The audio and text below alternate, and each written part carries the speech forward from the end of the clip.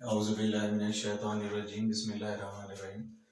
Dear students, आज हम अपने टेस्ट की जो की है या डिस्कशन जो है वो वीडियो लिंक के ज़रिए हम डिस्कस करेंगे। और आज का हमारा लेक्चर चैप्टर नंबर 2 जो कि हमारा टेस्ट नंबर सिटी साइंस का P3 है। और उसमें पहला क्वेश्चन जो है MCQ में वो ये है कि torque is a rotational analogue of which quantity. Options में आपको बहुत सारी क्वांटिटीज बताई गई हैं और आपने उसमें चेक करना है कि कौन सी क्वांटिटी रोटेशनल एनालॉग है। इसमें वर्ड जो एनालॉग है इसका मतलब है मिलती जुलती क्वांटिटी। कौन सी है? टॉर्क जैसी, जो कि लीनियर मोशन में भी हो और एंगुलर मोशन में भी हो। आप जानते हैं force according to Newton second law ma के इक्वल है। और एक और रिलेशन है torque is equal to I alpha. और ये जो दोनों रिलेशंस है दोनों न्यूटन सेकंड लॉ है। पहला जो फार्मूला है वो लीनियर मोशन में अंदर है और दूसरा फार्मूला जो है वो एंगुलर मोशन के अंदर। और इन दोनों रिलेशंस के अंदर आप नोट करें कि फोर्स की जगह कौन सी चीज लिख दी हमने? टॉर्क। और मास की जगह हमने लिख दिया है आई, जो कि क्या कहलाता है? Moment of inertia. Next time आप इसे डिस्कस करोगे 5th चैप्टर के अंदर। और उसके साथ हमने ए की जगह क्या लिख दिया है? अल्फा। तो देखें क्वांटिटीज जो न्यूटन सेकंड लॉ को लीनियर मोशन से एंगुलर मोशन में कन्वर्ट कर रही हैं वो 3 है।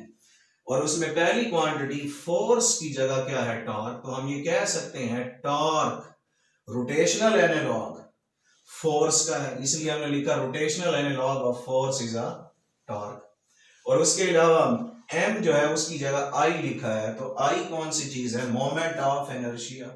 इसे रोटेशनल इनर्शिया भी कहते हैं। घूमने वाली बॉडी में बिल्कुल जैसे मोमेंट ऑफ इनर्शिया होता है उसी तरह मास जैसी क्वांटिटी है। तो हम ये कह सकते हैं mass is a rotational analogue of moment of inertia. और ये कह सकते हैं linear acceleration is a rotational analogue of angular acceleration. Next time ये भी पूछा जा सकता है। तो यहां पूछा था torque is a rotational analogue of what? तो वो क्या है? फोर्स, जो कि करेक्ट ऑप्शन किसके अंदर है? बी के अंदर।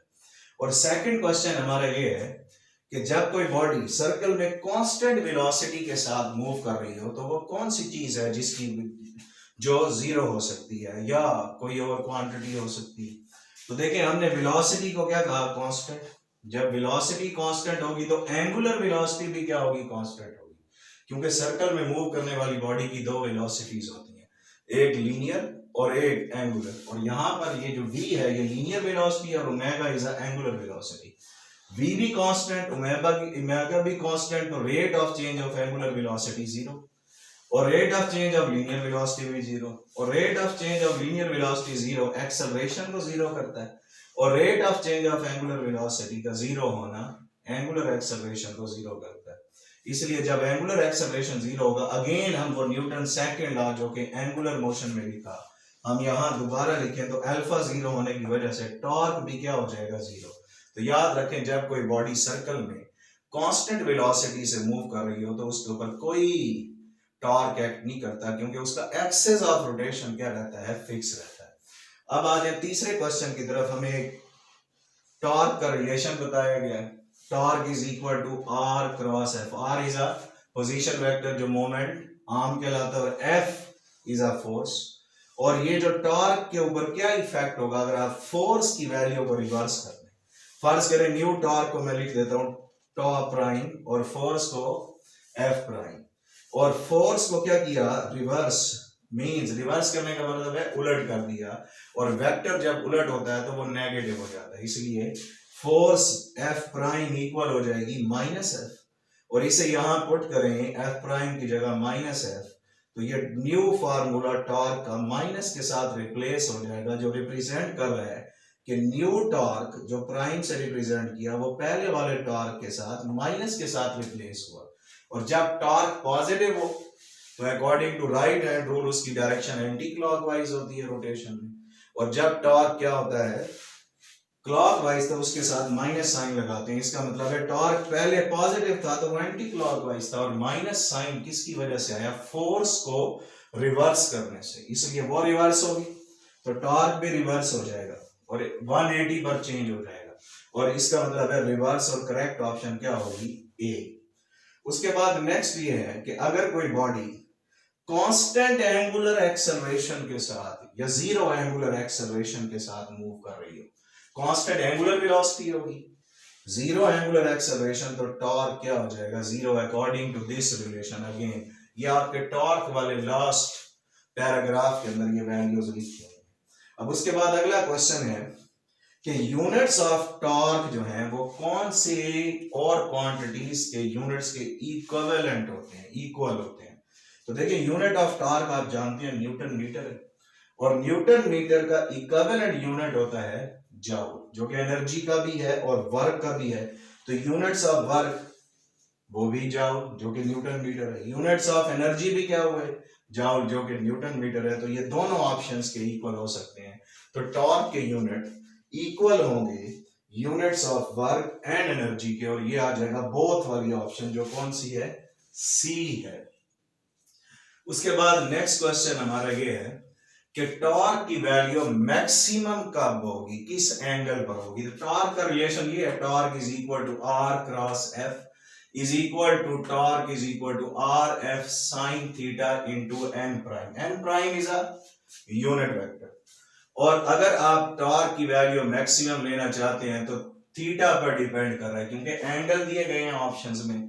तो कौन सा एंगल पुट करने पर टॉर्क की वैल्यू मैक्सिमम आएगी, और एंगल के साथ ट्रिग्नोमेट्रिक रेशियो लिखी हुई है साइन, और साइन की वैल्यू मैक्सिमम होती है 1, और वो होती है कितने एंगल पर, 90 पर। तो थीटा अगर 90 पुट कर दिया जाए तो टॉर्क क्या हो जाएगा, मैक्सिमम। तो साइन 91 जो कि मैक्सिमम है, तो टॉर्क भी क्या हो जाएगा, मैक्सिमम हो जाएगा। और ये ऑप्शन करेक्ट कौन सी हुई, डी। उसके बाद हमारा नेक्स्ट क्वेश्चन है एमसीक्यू कि एक दरवाजा है जिसमें हिंजेस जो हैं, मतलब जहां वो अटैच है वो लेफ्ट साइड पे, ये दरवाजा है स्क्वायर शेप में, ऐसे ये दरवाजा है, ये वाली जगह जो है उसको अटैच किया गया, और यहां पर कौन सी चीज है, हैंडल है, और आप अपनी तरफ इसे घुमाना चाहते हो खींच के। तो आप हैंडल को पकड़ के इस तरह से खींचोगे तो फोर्स किस सिमत में लगानी पड़ी आपको, अपनी तरफ, जो कि इस दरवाजे से कितने एंगल पर होगी, 90 पर, क्योंकि टॉर्क के लिए फोर्स के साथ साथ मोमेंट आर्म का होना जरूरी है, और मोमेंट आर्म होता है फोर्स से लेकर पिवट पॉइंट तक का परपेंडिकुलर डिस्टेंस। यहां फोर्स लगेगी यहाँ ये हैंडल पर, और जिससे ये दरवाजा घूमेगा, और ये डायरेक्शन हमारे लिहाज से अकॉर्डिंग टू अस उसकी डायरेक्शन क्या होगी, clockwise. According to right hand rule इसकी डायरेक्शन क्या होगी, क्लॉकवाइज रोटेशन होगी, और करेक्ट ऑप्शन कौन सा है, डी है। उसके बाद अगेन टॉर्क का रिलेशन हमें दिया गया है, torque is equal to R cross F, और पूछा गया है कि टॉर्क जो है वो आर और एफ से किस रिलेशन पर होगा, कितने एंगल पर होगा। तो आप जानते हैं टॉर्क जो है वो क्रॉस प्रोडक्ट है, और क्रॉस प्रोडक्ट होता है वेक्टर प्रोडक्ट, दो वेक्टर्स का रिजल्ट क्या होता है, वेक्टर होता है। तो यहाँ आर और एफ इन दोनों का क्रॉस प्रोडक्ट टॉर्क है, तो टॉर्क की डायरेक्शन आर और एफ से क्या होगी। तो अगेन आप राइट हैंड रूल लगाएं तो टॉर्क हमेशा आर से भी परपेंडिकुलर होगा, एफ से भी परपेंडिकुलर होगा, और उस प्लेन के परपेंडिकुलर होगा जिस प्लेन के अंदर मौजूद होंगे आर और एफ दोनों। तो इसलिए इन दोनों से, इसलिए हम लिखा torque is perpendicular to plane of R and F. अगर आर एक्स की तरफ है, एफ वाई की तरफ है, तो टॉर्क जेड एक्सिस की तरफ होगा, और जेड एक्सिस एक्स और वाई दोनों से क्या होता है, परपेंडिकुलर होता है। उसके बाद अगेन आपको एक क्वेश्चन में टॉर्क का रिलेशन दिया गया, torque is equal to R F sine theta, और पूछा गया है कि टॉर्क की वैल्यू मैक्सिमम से आधी कर दी जाए तो फिर ये बताएं कितने एंगल पर ऐसा होगा। तो टॉर्क का जनरल रिलेशन मैंने लिख दिया, और थीटा को अगर 90 पुट करें तो टॉर्क क्या हो जाएगा, मैक्सिमम, जैसे इस क्वेश्चन में हमने किया था।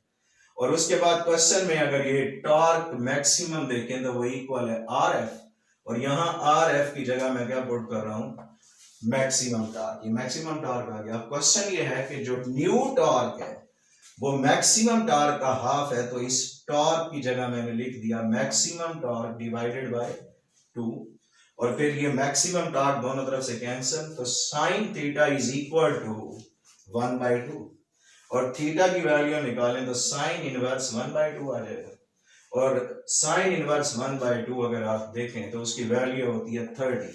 तो करेक्ट ऑप्शन कौन सा हुआ? बीटा। उसके बाद नेक्स्ट है कि if line of action of force passes through the pivot point, फर्ज करें ये आपके पास एक रिजिड बॉडी है, ये उसका पाइवोट पॉइंट है जहां ये फिक्स है, ये लाइन है जिस पर हमने क्या लगानी है? फोर्स। और ये लाइन फोर्स की, देखें मैंने यहां फोर्स को जिस एरो से रिप्रेजेंट किया उसको बढ़ाते जाएं तो वो किस में से गुजर रही है? पिवट पॉइंट में से। और पिवट पॉइंट में से गुजरते हुए इसका मोमेंट आर्म क्या हो जाएगा? जीरो हो जाएगा, क्योंकि फोर्स पाइवट पॉइंट में से जब गुजरे तो याद रखिएगा मोमेंट आर्म क्या हो जाएगा? जीरो, क्योंकि फोर्स मोमेंट आर्म उसी वक्त बनाती है जिस वक्त फोर्स जिस जगह लग रही हो उसका पिवट पॉइंट से परपेंडिकुलर डिस्टेंस हो। लेकिन ये डिस्टेंस परपेंडिकुलर तो नहीं है, ये तो इसके बिल्कुल साथ चल रहा है, तो मोमेंट आर्म क्या हो जाएगा? जीरो। तो torque is equal to L into F. L is a moment arm. फर्ज करें मैं ये कहता हूं फोर्स यहां लग रही है, तो ये फासला क्या है? L। और L जो है वो क्या हो जाएगा? यहां जीरो हो जाएगा। अगर ये परपेंडिकुलर होता तो मोमेंट आर्म बनता ना, तो इसलिए परपेंडिकुलर नहीं है, L जीरो, टॉर्क भी क्या हो जाएगा? जीरो हो जाएगा। तो इसलिए इसकी करेक्ट ऑप्शन कौन सी है?